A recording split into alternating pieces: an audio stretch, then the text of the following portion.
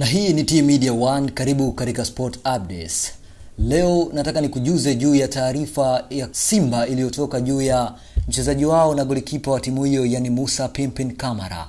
Baada ya majeraha aliyopata katika mchezo kati ya Simba dhidi ya Gaborone United katika ule mchezo wa hatua awali, ambapo Simba waliweza kulazimishwa sare katika uwanja wa Benjamin William Mkapa. Sasa taa ya kijani imewaka kwa Yakubu Suleiman, hivyo anaweza akaanza kucheza katika michezo ya mbeleni, ikiwemo mchezo kati ya Namungo unaochezeka hii leo. Taarifa za meneja wa klabu hiyo, yani Ahmed Ali, alizungumza kupitia chombo kimoja na akasema kuwa Yakubu Suleiman ana uwezo wa kucheza katika kikosi hicho, kwa maana Musa Pimpin Kamara anaweza kukaa nje kwa wiki zipatazo 3 mpaka 6. Wachezaji wengine ambao wapo katika majeraha ni pamoja na Mohamed Bajaber pamoja na Abdurazak Hamza. Kwa upande wa Mohamed Bajaber, yeye anaweza kurejea hivi punde, lakini Abdurazak Hamza yeye anaweza kukaa kwa wiki zipatazo 8, lakini mpaka sasa akiwa ameshatumia wiki 2 na zimesalia wiki 6.